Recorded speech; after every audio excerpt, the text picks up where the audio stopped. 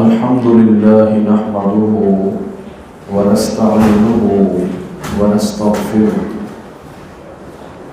ونعوذ بالله من شرور أنفسنا ومن سيئات أعمالنا من يهده الله فلا مضل له ومن يضلل فلا هادي له أشهد أن لا إله إلا الله وحده لا شريك له وأشهد أن محمدا عبده ورسوله اللهم صل على محمد وعلى آل محمد كما صليت على إبراهيم وعلى آل إبراهيم إنك حميد مجيد اللهم بارك على محمد وعلى آل محمد كما باركت على إبراهيم وعلى آل إبراهيم إنك حميد مجيد أما بعد فإن خير الحديث كتاب الله وخير الهدي هدي محمد صلى الله عليه وسلم وشر الأمور محدثاتها وكل محدثة بدعة وكل بدعة ضلالة وكل ضلالة في النار. قال الله تبارك وتعالى في القرآن المجيد والفرقان الحميد أعوذ بالله من الشيطان الرجيم بسم الله الرحمن الرحيم لن ينال الله لحومها ولا دماؤها ولكن يناله التقوى منكم. قال الله تبارك وتعالى في مقام آخر قل إن صلاتي ونسكي ومحياي ومماتي لله رب العالمين لا شريك له وبذلك أمرت وأنا أول المسلمين. ہر قسم کی حمد و ثنا، تعریف و ستائش، بڑائی، بزرگی، کبریائی اللہ تبارک و تعالی کی ذات کے لیے خاص ہے، جس مالک نے اس کائنات کو پیدا فرمایا اور اس میں اتنی انواع و اقسام کی مخلوقات پیدا کی کہ اگر ہم انہیں شمار کرنا چاہیں تو نہیں کر سکتے. بے شمار بے حد و حساب درود و سلام ہوں سید الکونین، رحمت دو عالم، امام الانبیاء، سید الانبیاء، امام الاولین والآخرین، رحمت للعالمین، پیارے پیغمبر جناب محمد الرسول اللہ صلی اللہ علیہ وآلہ وسلم کی ذات اقدس پر رب العالمین کی بے شمار رحمت نازل ہوں، آپ کے جسد اطہر پر اور آپ کے روضہ انور پر رحمت نازل ہوں، صحابہ کرام پر، تابعین، تبع تابعین، ائمہ کرام، محدثین اعظام اور علماء اسلام پر کہ جن لوگوں کی محنت اور کوشش کی وجہ سے یہ خالص دین ہم تک پہنچا. سامعین محترم، عزیز دوستوں اور بزرگوں،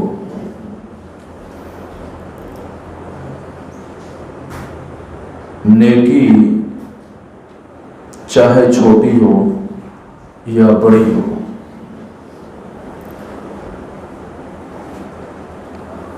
نیکی چاہے نماز کی صورت میں ہو، چاہے حج کی صورت میں ہو، چاہے روزے کی صورت میں ہو یا زکوٰۃ کی صورت میں ہو،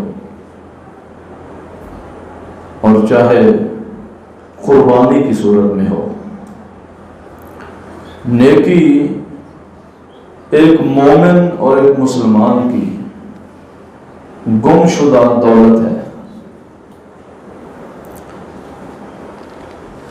یہ دولت اسے جب بھی ملے اس مسلمان کو کسی بھی نیکی کو حقیر سمجھ کر چھوڑنا نہیں چاہیے، بلکہ اس کو اپنے دامن میں سمیٹ لے، جمع کر لے، اپنا اخروی اکاؤنٹ جو ہے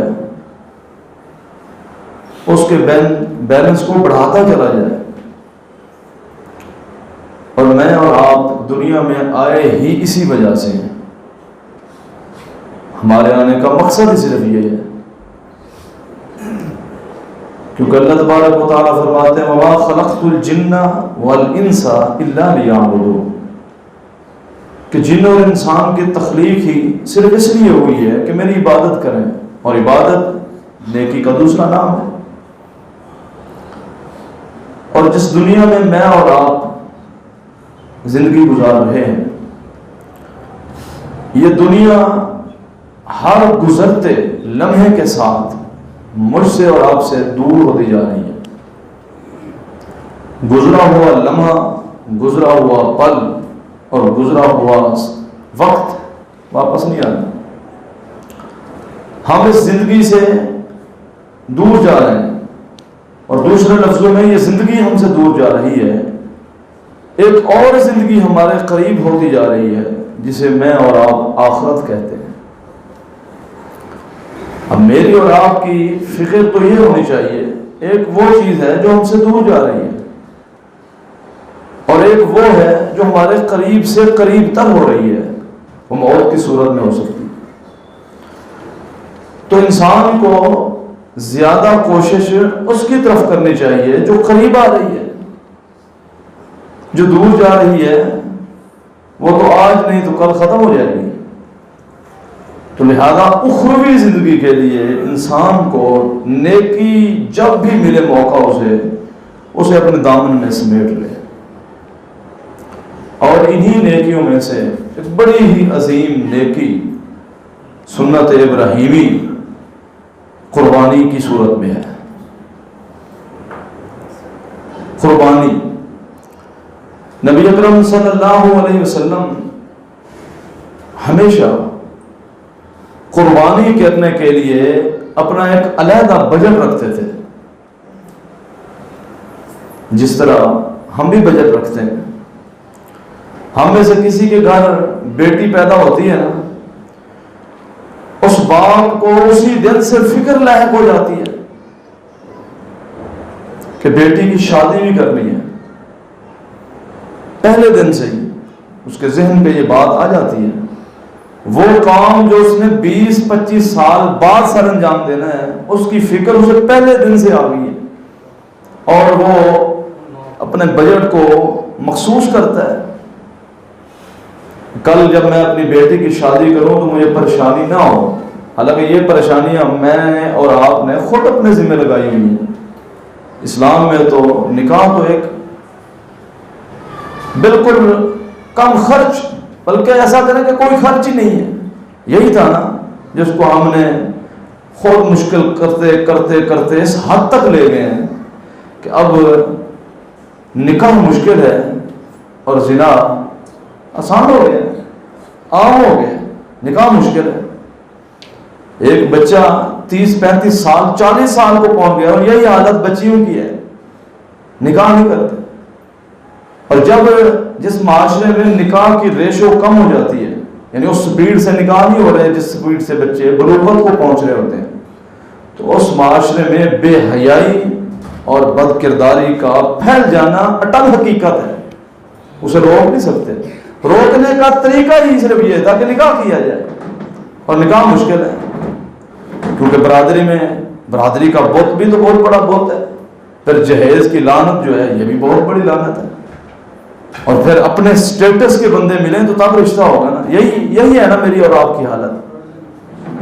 تو قربانی کے لیے بھی علیحدہ ہر انسان کو اپنا بجٹ رکھنا چاہیے. 1 سال ہوتا ہے 10 ذی الحجہ سے اگلے سال 10 ذی الحجہ تک 1 سال ہے.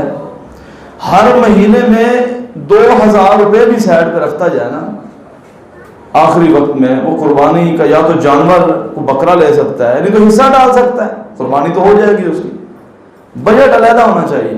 اور یہی حالت جس کے ہاں بچہ پیدا ہوتا ہے وہ باپ فکر مند ہو جاتا ہے اس کام کے لیے جو 25 سال بعد اس نے کرنا ہے. تو اس طرح اگر اتنی فکر اپنی اولاد کی ہے تو پھر قربانی کی کیوں نہیں ہے؟ پھر آپ اس کو ذرا گہرائی میں جا کر سوچیں. یہ لاہور شہر ہے, یہاں کی آبادی کم و بیش 2.25 کروڑ کے قریب ہوگی. تو اس میں سے صرف 3, 4 یا 5% لوگ ایسے ہیں جو ہر سال حج کر سکتے ہیں اور عمرہ کر سکتے ہیں. 95% لوگ ایسے ہیں جن کے دل میں تڑپ ہے, خواہش ہے, اور کوئی اپنی اس خواہش کی تکمیل کے لیے بجٹ اکٹھا کر رہا ہے کہ میں نے حج کرنا ہے, میں نے عمرے پہ جانا ہے. اور وہ بجٹ اکٹھا کرتے کرتے 2 سال 3 سال 5 سال 10 سال 15 سال بھی لگ جاتے ہیں بعض دفعہ انسان.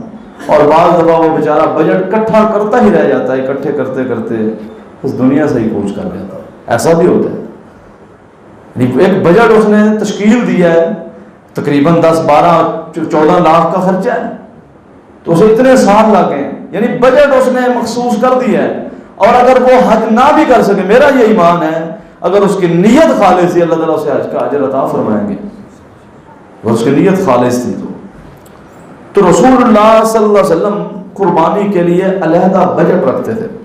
اب میں آپ کو اس کی بھی مثالیں دوں گا. جامع ترمذی اٹھائیں, سیدنا عبداللہ بن عمر رضی اللہ تعالیٰ عنہ حدیث بیان کرتے ہیں, اقام رسول اللہ صلی اللہ علیہ وسلم فی المدینہ 10 سنین یضحی کل سنۃ. نبی علیہ الصلوۃ والسلام کی مدنی زندگی 10 سال ہے. عبداللہ بن عمر فرماتے ہیں رضی اللہ عنہما, نبی اکرم صلی اللہ علیہ وسلم کی مدنی زندگی 10 سال ہے, اور ہر سال رسول اللہ صلی اللہ علیہ وسلم نے قربانی کی ہے, ہر سال. اب میں آپ کو ان 10 سالوں کا نقشہ بیان کرتا ہوں, پھر آپ اور میں اپنے گریبان میں جھانک کر دیکھیں میری حالت کیسی ہے اور آپ کی حالت کیسی ہے. 10 سال کا نقشہ.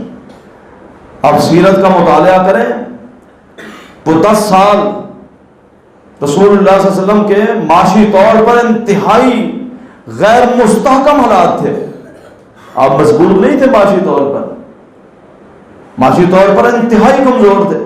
اس کے باوجود قربانی کا بجٹ علیحدہ تھا. ہر سال آپ قربانی کرتے رہے, کبھی بکرے, کبھی دمبے, کبھی گائے, کبھی اونٹ, لیکن کیا ضرور ہے آپ نے. تو یہاں سے قربانی کی اہمیت کا اندازہ لگائیں, کتنا اہم مسئلہ ہے اور کتنی اہمیت ہے قربانی کی. ہم تو اس کو معمولی سمجھ بیٹھے ہیں نا.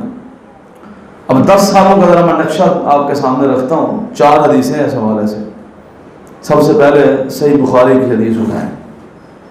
سیدہ عائشہ صدیقہ رضی اللہ تعالی عنہ حدیث کی راوی ہے, وہ بیان کرتی ہیں, ما شبع آل محمد صلی اللہ علیہ وسلم منذ قدم المدینہ طعام بر طبعا 3 لیال حتی قبض. یہ بخاری شریف کی حدیث ہے. سیدہ عائشہ رضی اللہ تعالی عنہ فرماتی ہیں کہ مدینہ میں جب سے رسول اللہ صلی اللہ علیہ وسلم تشریف لائے, جب سے 3 دن بھی ایسے نہیں آئے, 3 دن بھی جس میں آپ صلی اللہ علیہ وسلم نے اور آپ کے گھر والوں نے پیٹ بھر کر کھانا کھایا ہو. 3 دن بھی ایسے نہیں آئے. حتیٰ خبیدہ, حتیٰ کہ آپ اس دنیا سے چلے گئے اور تشریف لے گئے. اب ایک شخص, یہ تو امام کائنات ہے نا, ایک شخص کی حالت یہ ہو کہ اس کے گھر کھانا نہ بنتا ہو, 3 دن صرف کھجوروں پر اور پانی پر گزارا ہو اور وہ ہر سال قربانی کرے، اس کا جذبہ تو دیکھیں۔ یہ امام کائنات جناب محمد رسول اللہ صلی اللہ علیہ وسلم کی شان اور آپ کی سیرت ہے۔ اتنی غربت تھی، اس کے باوجود بھی قربانی کی ہے۔ ہم تو بہانے ڈھونڈتے پھرتے ہیں نا۔ اچھا، ہم میں سے کوئی ایسا نہیں ہے، میرے یعنی حسن ظن کے مطابق، غیب تو اللہ جانتا ہے، کہ جو ہم میں سے یہ کہے کہ میں 3 دن اپنے گھر میں بھوکا رہا ہوں، جیسی تیسی روکھی سوکھی ہر شخص کھا رہا ہے، تو پھر قربانی کیوں نہیں کرتے؟ صرف عمرا نے قربانی کرنی ہے؟ ہر شخص یہ ذہن بنائے، یعنی ذوالحجہ سے لے کر اگلے سال تک اس کے پاس 12 مہینے ہیں، ان 12 مہینوں میں کئی کام سر انجام دیتا ہے انسان، لیکن قربانی کے بارے میں آ کر وہ پھر بہانے ڈھونڈتا پھرتا ہے۔ اور اگر میں اپنی جیب میں دیکھوں، آپ اپنی جیب میں دیکھیں، 40-40 ہزار کے موبائل ہیں، 40-40 50-50 ہزار کے، پھر قربانی کی باری ہے تو بندہ کہ میرے پاس ہے ہی کچھ نہیں جی، حالات ہی بڑے سخت ہو گئے، مہنگائی بہت زیادہ ہے، وہ کچھ نہیں نہ ہو سکتا۔ اسلام نے سہولت دی ہے، حصہ ڈال لو، وہ بھی کفایت کر جائے گا اس پورے گھرانے کی طرف سے، کرو تو صحیح نا۔ اسی طرح صحیح مسلم کی حدیث میں میں آپ کو 10 سال کا نقشہ بیان کر رہا ہوں۔ صحیح مسلم کی حدیث ہے، ایک صحابی رسول فرماتے ہیں میں رسول اللہ صلی اللہ علیہ وسلم کو تلاش کر رہا تھا، حتیٰ کہ تلاش کرتے کرتے فوجدتہ جالسا مع اصحابہم یحدثون، میں آیا تو میں نے نبی اکرم صلی اللہ علیہ وسلم کو دیکھا کہ آپ اپنے صحابہ کے درمیان تشریف فرما ہے، آپ انہیں دین سمجھا رہے ہیں، یحدثون، انہیں دینی امور سمجھا رہے ہیں۔ میں بھی آ کر بیٹھ گیا، میں نے بھی سننا شروع کر دیا۔ اچانک میری نظر پڑی، اچانک نبی اکرم صلی اللہ علیہ وسلم کے پیٹ مبارک پر، فقد اصاب بطنہ باصابۃ، میں کیا دیکھتا ہوں؟ تو جہانوں کے امام ہیں، امام کائنات ہیں، امام کائنات ہیں، میں نے ایسا منظر دیکھا کہ میں ہل گیا کہ نبی اکرم صلی اللہ علیہ وسلم نے اپنے پیٹ پر کھینچ کر ایک پٹی باندھی ہوئی تھی، پٹی باندھی ہوئی تھی کھینچ کر۔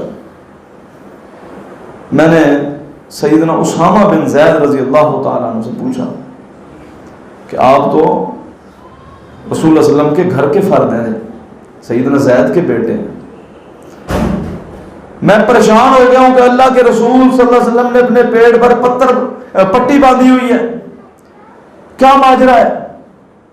اسامہ بن زید نے فرمایا من الجوع، کوئی مسئلہ نہیں ہے، یہ نہیں کہ آپ کو کوئی زخم ہے، آپ نے بھوک کی وجہ سے اپنے پیٹ پر سخت پٹی باندھی ہوئی ہے، یہ حالت ہے ان 10 سالوں کی۔ اور ادھر کیا ہے، ہر سال عبداللہ بن عمر رضی اللہ عنہ فرماتے ہیں قربانی کی آپ نے، گھر کی حالت یہ ہے۔ اور پھر جامع ترمذی اٹھائیں، مستدرک للحاکم اٹھائیں، سنن البیہقی اٹھائیں، اس میں ایک اور حدیث ہے وہ بھی نقشہ بیان کرتی ہے۔ صحابہ کہتے ہیں کہ ایک دن ہم نے سیدنا بلال رضی اللہ تعالیٰ عنہ سے پوچھا کہ آپ تو رسول اللہ صلی اللہ علیہ وسلم کے ساتھ رہتے ہیں عموماً، پچھلے کئی دنوں سے ہم دیکھ رہے ہیں کہ امام کائنات جناب محمد رسول اللہ صلی اللہ علیہ وسلم تھکے تھکے محسوس ہوتے ہیں، آپ پر تھکاوٹ کے آثار ہیں، اور یہ آثار جب انسان تھک جاتا ہے اس کے چہرے سے نمایاں ہونا شروع ہو جاتے ہیں، یہ تھکا ہوا ہے یا بیمار ہے۔ تو ہم نے سیدنا بلال رضی اللہ تعالیٰ سے پوچھا کہ رسول اللہ صلی اللہ علیہ وسلم پچھلے کئی دنوں سے ہمیں محسوس ہوتا ہے شاید تھکاوٹ کا شکار ہے، اور یہی حالت آپ کی بھی ہے۔ سیدنا بلال سے ہم نے کہا یہی حالت آپ کی بھی ہے، کیا وجہ ہے، کیا وجہ، کیوں ایسا ہے؟ تو سیدنا بلال رضی اللہ تعالیٰ عنہ نے فرمایا مستدرک للحاکم اٹھائیں، فرمانے لگے 1 مہینہ ہو گیا ہے، 1 مہینہ نہ امام کائنات نے، نہ آپ کے گھر والوں نے، اور نہ ہی میں نے سوائے کھجور اور پانی کے کچھ کھایا ہو؟ اللہ اکبر، یہ حالت ہے۔ 1 مہینہ ہو گیا سوائے کھجور اور پانی کے ہم نہ میں نے، نہ امام کائنات نے، اور نہ آپ کے گھر والوں نے سوائے کھجور اور پانی کے کچھ کھایا۔ اور ادھر ہر سال قربانی، یضحی کل سنۃ، ہر سال قربانی کی ہے۔ کدھر لے جاؤ گے یہ بہانے؟ کدھر لے جاؤ گے؟ اپنی مجبوریاں کس کو جا کر سناؤ گے؟ ہو سکتا ہے مجبور بھی ہوتا ہے انسان، لیکن اس کی ساری ضروریات پوری ہو رہی ہوتی ہیں اور نہیں کرتا تو قربانی نہیں کرتا۔ قربانی کی اہمیت کو سمجھیں قربانی کے۔ صحیح مسلم کی ایک اور حدیث ہے، سیدنا عمر رضی اللہ تعالیٰ عنہ حدیث کے راوی، وہ کہتے ہیں کہ نبی اکرم صلی اللہ علیہ وسلم بیمار تھے، اور وہ بیماری جس بیماری میں آپ اس دنیا سے تشریف لے گئے، میں آپ کی عیادت کرنے آیا، آپ کی عیادت کرنے آپ کے گھر میں آیا، میں آ کر آپ کے پاس بیٹھ گیا۔ حدیث میں آتا ہے تھوڑی دیر بعد سیدنا عمر رضی اللہ تعالیٰ، آپ جانتے ہیں نا کتنے جری اور بہادر اور دلیر انسان ہیں، دل کے کتنے سخت ہیں کفر کے حوالے سے، رونے لگ گئے زار و قطار۔ رسول اللہ صلی اللہ علیہ وسلم کی نگاہ پڑی سیدنا عمر رضی اللہ تعالیٰ کے چہرے پر، آپ نے پوچھا یا ابن الخطاب ما یبکی کا، یا ابن الخطاب ما یبکی کا، اے خطاب کے بیٹے تجھے کس چیز نے رلا دیا ہے، کس چیز نے رلا دیا ہے تجھے؟ سیدنا فاروق اعظم کہنے لگے اللہ کے رسول صلی اللہ علیہ وسلم، میں کسریٰ کو بڑا قریب سے جانتا ہوں، میں قیصر کو بھی بڑا قریب سے جانتا ہوں، یعنی ایران کے حکمرانوں کو بھی بڑا قریب سے جانتا ہوں، اور روم کے حکمرانوں کو بھی بہت قریب سے جانتا ہوں۔ وہ زمین کے چھوٹے چھوٹے ٹکڑوں اور خطوں پر حاکم ہیں، اور آپ امام کائنات ہیں صلی اللہ علیہ وسلم۔ وہ زمین کے چھوٹے چھوٹے خطوں اور ٹکڑوں کے حاکم ہیں، اور آپ امام کائنات ہیں۔ اللہ کے رسول صلی اللہ علیہ وسلم مجھے اس بات نے رلا دیا ہے، ان کے پاس ہر چیز دنیاوی سہولیات موجود ہے، اور میں آپ کے گھر میں کب سے بیٹھا ہوں، میں نے آپ کے گھر کا بغور جائزہ لیا ہے، مجھے آپ کے گھر میں 2 ہی برتن ملے، ایک میں پانی ہے ایک میں کھجور ہے، یہی بات نے مجھے رلا دیا ہے۔ تو رسول اللہ صلی اللہ علیہ وسلم نے فرمایا اما ترضا یا ابن الخطاب، اما ترضا ان تکون لنا الجنہ، ہمارے لیے کیا تو اس بات پر راضی نہیں ہے خطاب کے بیٹے رضی اللہ تعالیٰ عنہ کہ ہمارے لیے آخرت ہے، ہمارے لیے جنت ہے، وَلَهُمْ دنیا، اور ان کے لیے دنیا ہے، وہ دنیا لے جائیں گے، ہم اپنی آخرت سنوار جائیں گے۔ یہ ہے وہ نقشہ رسول اللہ صلی اللہ علیہ وسلم کے معاشی حالات کا، جو 10 سال آپ نے مدینہ میں قیام فرمایا ہے، 10 سال، اور اس کے باوجود یعنی حالت یہ ہے گھر کی، ہر سال نبی اکرم صلی اللہ علیہ وسلم نے قربانی کی ہے، قربانی کا بجٹ آپ نے علیحدہ رکھا ہے۔ یہ سوچ میرے اندر کیوں نہیں ہے، آپ کے اندر کیوں نہیں ہے؟ ہونی چاہیے۔ اس سے بڑھ کر تو غربت نہیں نا ہمارے ہاں، اس سے بڑھ کر تو نہیں ہے، یہ تو غربت کی انتہا ہے نا۔ اور امام کائنات جناب محمد رسول اللہ صلی اللہ علیہ وسلم، تو قربانی کی اہمیت کو سمجھیں، اس سے بڑھ کر اور کیا اہمیت میں آپ کے سامنے بیان کروں۔ اس اہمیت کو ایک اور زاویے سے سمجھیں۔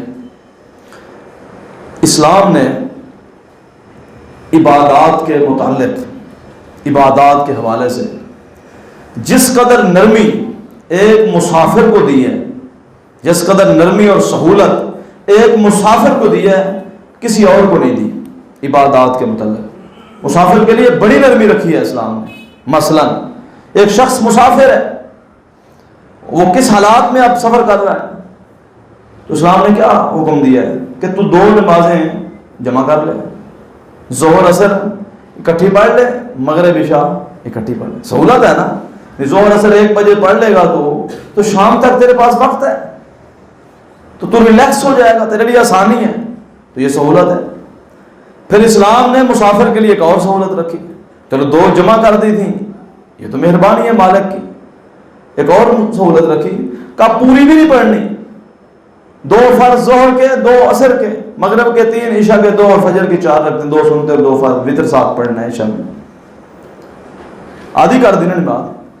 پہلے اجازت دی 2 اکٹھے پڑھنا چاہتے ہیں پڑھ لے، بلکہ اکٹھے ہی پڑھ سفر میں، رسول اللہ صلی اللہ علیہ وسلم سے ثابت ہے آپ اکٹھے پڑھتے تھے، یا آپ ظہر کو لیٹ کر لیتے ہیں، درمیانی وقت میں پڑھ لیتے ہیں، بعد عصر کو پہلے پڑھ لیتے، ظہر کے ساتھ ہی پڑھ لیتے، دونوں طرح ثابت ہے، دونوں طرح ثابت ہے، سہولت دی ہے نا۔ رمضان کا مہینہ آ گیا، ایک شخص پردیس میں سفر کر رہا ہے، مسافر ہے، اب اس کے معاشی حالات کیسے ہیں، اس کی جیب میں کچھ ہے کہ نہیں ہے، وہ سفر کس حالت میں کر رہا ہے، تو اسلام نے سہولت نہیں دی، کہا تو ابھی روزے نہ رکھ، تو سفر مکمل کر لے، جب تو اپنا گھر واپس چلا جائے گا روزے رکھ لے، تجھے رمضان کے روزے رکھنے کا ہی ثواب ملے گا، کیونکہ تیرے پاس شرعی عذر موجود ہے۔ یہ نہیں ہے کہ مسافر اگر بعد میں روزے رکھے گا اسے وہ اجر نہیں ملے گا جو رمضان، وہی اجر ملے گا، جان بوجھ کر نہیں چھوڑے اس نے، سفر میں سہولت دی ہے۔ تو میں بتا رہا تھا اسلام نے جس قدر سہولت مسافر کو دی ہے کسی اور کو نہیں دی۔ اور ایک اور حدیث اب غور کریں، جامع ترمذی کی حدیث ہے، عبداللہ بن عباس رضی اللہ تعالیٰ عنہ حدیث کے راوی، وہ فرماتے ہیں کہ ہم سفر میں تھے رسول اللہ صلی اللہ علیہ وسلم کے ساتھ، سفر میں نماز آدھی، روزے کی رخصت، ہم سفر میں تھے، نبی اکرم صلی اللہ علیہ وسلم نے فرمایا کہ ہم سفر میں بھی قربانی کریں گے،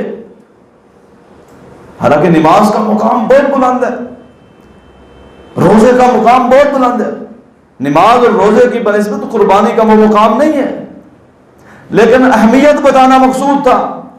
رسول اللہ صلی اللہ علیہ وسلم نے فرمایا ہم سفر میں بھی قربانی کریں گے۔ صحابہ کہتے ہیں کہ ہم گائے میں 7 بندے مل گئے اور اونٹ میں 10 بندے مل گئے، گائے میں 7 اور اونٹ میں 10۔ اب کسی بندے کے ذہن میں آئے گا کہ ہم نے تو اونٹ میں بھی 7 سنا ہوا تھا، یہ دونوں حدیثیں ثابت ہیں، زیادہ سے زیادہ 10 7 بھی ہو سکتے ہیں، اور کم سے کم ایک بندہ بھی پورا اونٹ ذبح کر سکتے ہیں، یہ دونوں حدیثیں ثابت ہیں۔ تو سفر میں بھی جہاں پر اس قدر سہولیات ہیں ایک مسافر کے لیے، آپ نے سفر میں بھی قربانی کی ہے، پھر کون سا ایسا بہانہ رہ گیا جو میں بہانہ لگاؤں یا آپ لگائیں؟ ابو داؤد کی اس حدیث پر غور کریں، جسے علامہ البانی رحمہ اللہ نے صحیح کہا ہے، بعض محدثین اگرچہ اس حدیث کی سند میں کچھ کلام کیا ہے، لیکن زیادہ تر محدثین اس کو حسن درجے کی حدیث مانتے ہیں۔ آپ نے فرمایا من وجد ساعتا فلم یضحی فلا یقربن مصلانا، آپ نے فرمایا جس شخص میں گنجائش ہو، جس کے پاس استطاعت ہو، وہ اس قدر استطاعت رکھتا ہے کہ وہ قربانی کر سکتا ہے یا حصہ ڈال سکتا ہے، من وجد ساعتا فلم یضحی، پھر وہ قربانی نہیں کرتا، فلا یقربن مصلانا، اسے عید والے دن ہماری عیدگاہ کے پاس آنے کی ضرورت نہیں ہے۔ اب اس پر ذرا غور کریں، ایک بیمار عید پڑھنے جانا چاہتا ہے چلا جائے، ایک مسافر عید پڑھنا چاہتا ہے پڑھ لے، عورتیں عید پڑھنا چاہتی ہیں، آپ نے حکم دیا عورتوں کو ساتھ لے جاؤ، اور بعض ایسی عورتیں جو اپنے مخصوص ایام گزار رہی ہیں، آپ نے فرمایا انہیں بھی ساتھ لے جاؤ، وہ عیدگاہ کے کونے میں بیٹھی رہے، نماز نہ پڑھیں، جب نماز کے بعد دعا مانگی جائے اس دعا میں وہ شریک ہو جائے۔ عورت جا سکتی ہے، مسافر پڑھنا چاہے پڑھ سکتا ہے، بیمار ہے اپنی خوشی سے جانا چاہتا ہے جائے، مخصوص ایام والی خواتین ہیں ان کو حکم دیا گیا جاؤ۔ اور یہ ایسا بدبخت ہے، یہ ایسا بد نصیب ہے جس کے پاس گنجائش ہے، جس کے پاس استطاعت ہے، اس کے باوجود بھی قربانی نہیں کرتا۔ آپ نے فرمایا فلا یقربن مصلانا، اس کو یہ ہماری عیدگاہ کے قریب نہ ہے، نہیں کا صیغہ ہے یہاں پہ، فلا یقربن اور تاکید کے ساتھ، فلا یقربن مصلانا، یہ کیوں آتا ہے ہماری عیدگاہ میں؟ یہ تو عیدگاہ کے قریب سے بھی نہ بھٹکے، تو کیسی عید پڑھنے آ گیا ہے؟ تیری جیب میں 40-40 ہزار کے موبائل ہیں اور تو کہتا ہے میرے پاس قربانی کی گنجائش نہیں ہے۔ قربانی کی اہمیت کو سمجھے اس کی اہمیت کو، یہ اتنی اہمیت پر زور کیوں دیا میں نے؟ آپ کو پتا ہے لبرل اور سیکولر لوگ جو ہے وہ کہتا ہے قربانی کون سی ضرورت ہے، یہ لازمی ہے اتنے جانور قربان کرنا، لوگوں غریبوں کی مدد کرو، غریبوں کی مدد کرو، یعنی ایک بہت بڑا فتنہ کھڑا کیا ہوا ہے.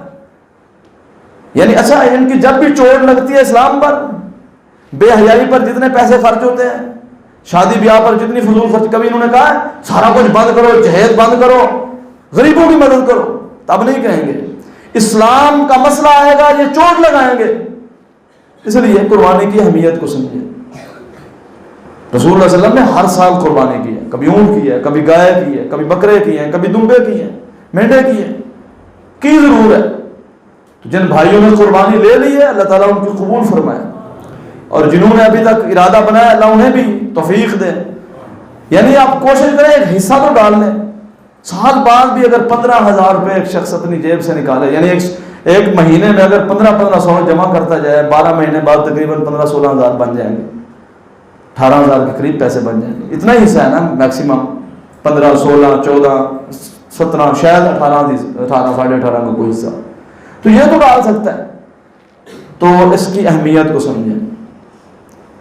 اب جب فراوانی ہوئی، میں وہ بھی بتاتا ہوں، کچھ لوگ کہتے ہیں ایک بکرا کر لیں کافی ہے، ایک اونٹ کر لیں کافی ہے، یہ 5 قربانی ہے، 10 قربانی ہے، یہ کہاں سے تصور ہے؟ اس کی بھی ذرا حدیث سنیں.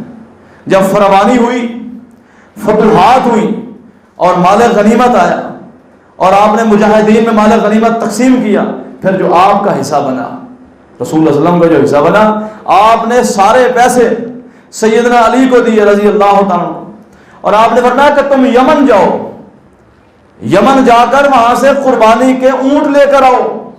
اور ادھر گزارا کیسے ہیں؟ یا کھجور کھاتے ہیں یا پانی پیتے ہیں. اور قربانی کی جب باری آئی، آپ کے پاس پیسے آئے، آپ نے فرمایا یہ سارے پیسے لے جاؤ، یمن جاؤ، وہاں سے 100 اونٹ خرید کر لاؤ. 100 اونٹ، امام کائنات نے 100 اونٹ، 3 لاکھ کا اونٹ لگاؤ، 3 کروڑ روپے بنتے ہیں. عام اونٹ کی بات کر رہا ہوں، ویسے تو اونٹ 10-10 لاکھ کے بھی ہیں، اس سے بھی زیادہ ہو سکتے ہیں. تو اس وقت رسول اللہ صلی اللہ علیہ وسلم نے 100 اونٹ منگوایا. یہ کہتے ہیں ایک اونٹ کر لیں، جس کے پاس استطاعت ہے وہ کرے. تو آپ نے 100 اونٹ حضرت علی سے منگوائے. جب وہ لے کر آئے تو رسول اللہ صلی اللہ علیہ وسلم نے خود اپنے ہاتھ میں وہ نیزہ لیا اور آپ نے 63 اونٹوں کو خود نہر کیا، خود نیزہ مارا، 63 اونٹ. اور بعد میں آپ تھکاوٹ کا شکار ہوئے تو آپ نے سیدنا علی سے فرمایا کہ آپ باقی اونٹ تم ان کو نہر کرو. تو 100 اونٹ کیے رسول اللہ صلی اللہ علیہ وسلم نے. جس کے پاس استطاعت ہے وہ زیادہ سے زیادہ قربانی کرے. پھر قربانی کر کے نا، یہ نہیں ہے کہ گھر کی اپنی فریجیں ساری بھر لو. جس مقصد قربانی سے گوشت کھانے کا نام ہے، لَن يَنَالَ اللَّهَ لُحُومُهَا وَلَا دِمَاؤُهَا وَلَٰكِن يَنَالُهُ التَّقْوَىٰ مِنكُمْ. یہ گوشت اور خون رب تعالیٰ کو کیا پہنچتا ہے؟ یہ تو ہرگز نہیں پہنچتا. تمہارے دل کا تقویٰ مطلوب ہے. قربانی ایک جذبے کا نام ہے. جانور کی گردن پہ چھری چلانا اور پھر گوشت کھانا بانٹنا، یہ قربانی یہ تھوڑی ہے. قربانی ایک جذبے کا نام ہے کہ انسان یہ جانور قربان کر کر یہ ثابت کر دے کہ جب بھی میرے رب کو ضرورت پڑے گی، میرے وقت کی، میری جان کی، میرے مال کی، میں اپنا سب کچھ اپنے رب کے نام پر نچھاور کر دوں گا. اس جذبے کا نام قربانی ہے. اپنی انا کو مٹا دینے کا نام قربانی ہے. انا باقی ہو، ہٹ دھرمی باقی ہو، یہ قربانی کر رہے ہیں. ہو بے نماز اور قربانی کرے. فصلی لربک وانحر، سورہ کوثر. فرمایا پہلے نماز پڑھی اپنے رب کے لیے، پھر قربانی کیجیے. نماز کی اہمیت پھر زیادہ ہے. ہو بے نماز قربانی کرے، اس کو کیا فائدہ ہے؟ یعنی گھر کے سامنے 5 قربانی کے جانور باندھے اور اذان ہو رہی ہے، وہ ادھر میوزک لگا کر، موسیقی لگا کر بیٹھے ہوئے، یہ قربانی ہو رہی ہے. تم نے یہی سمجھا صرف قربان کی جانور لے آنا اور صرف ذبح کرنا یہ قربانی ہے؟ قربانی ایک جذبے کا نام ہے. وہ جذبہ جب تک نہیں ہوگا تو پھر قربانی کسی کام کی نہیں ہے. اس کے حکمت اور اس کے فلسفے کو بھی سمجھیں. تو لہذا باقی مسائل آپ نے کئی دفعہ سنے. جانور میں جو عیب بتائے گئے، اس کے کان میں سوراخ نہ ہو، کان چیرا ہوا نہ ہو، کان کٹا ہوا نہ ہو، لنگڑا نہ ہو جس کا لنگڑا پن واضح ہو، کانا نہ ہو ایک آنکھ سے، بیمار نہ ہو، بوڑھا اس قدر نہ ہو کہ اس کی ہڈیوں میں سے گردہ میکھی ختم ہو گئی ہو. یعنی یہ شرائط آپ نے سن رکھی ہیں. عید کی نماز پڑھنے کے بعد اس کو قربان کیا جائے. جس نے قربانی کرنی ہے وہ ان 10 دنوں میں اپنے ناخن نہ تراشے، بال نہ کٹوائے. یہ سارے آپ نے مسئلے پہلے سنے ہوئے ہیں، اور کوشش اگر کر سکتے اپنے ہاتھ سے قربانی کا جانور ذبح کرے، پھر خود بھی کھائے، اہل ویال کو بھی کھلائے، جو مساکین مانگنے آ جاتے ہیں انہیں بھی دے، اور جو نہیں آتے اپنی سفید پوشی کی وجہ سے ان کے گھروں تک پہنچائے۔ یہ سارے آپ نے پہلے مسائل سن رکھے، اس لیے میں نے ان پر دوبارہ گفتگو نہیں کی، لیکن اخلاص پہلی شرط ہے، خلوص، نیت خالص ہوگی تو قربانی مقبول ہے، اور نیت میں ریاکاری ہے تو مقبول نہیں ہے۔ اور پھر جن پیسوں سے وہ قربانی کا جانور خریدا گیا ہے، اگر وہ پیسے مشکوک ہیں اور حرام کی آمیزش ہے، کرتا سود کا لین دین ہے اور قربانی کر رہا ہے، لین دین سارا اس کا منشیات کے کاروبار سے منسلک ہے، قربانی کر رہا ہے، چاہے وہ 2 کروڑ کی قربانی کر لے، سب کچھ قربانی کر دے، کوئی قربانی نہیں ہے۔ قربانی ایک جذبے، حرام چھوڑ دینے کا نام تو یہ تو قربانی ہے نا، انسان حرام چھوڑ دے اور حلال کو اپنا لے، چاہے حلال توڑا ہو اس میں برکت ہے، اور وہی مطلوب ہے شریعت کو۔ تو یہ لہذا آپ نے یہ مسائل سن رکھے ہیں، اس لیے میں نے اس پر گفتگو نہیں کی۔ قربانی کی اہمیت کو سمجھیں، جنہوں نے لے لی ہے اللہ تعالیٰ ان کی قربانی قبول فرمائے، جنہوں نے نہیں کی، ابھی ارادہ بنایا ہوا ہے یا ارادہ بھی نہیں ہے، اب سے انہوں نے ارادہ بنایا کہ ہم نے حصہ ضرور ڈالنا، اگر اپنی قربانی علیحدہ سے نہیں کر سکتے، اللہ تعالیٰ انہیں توفیق عطا فرمائے۔ وآخر دعوانا الحمد للہ رب العالمین، والصلاۃ والسلام علی سید المرسلین۔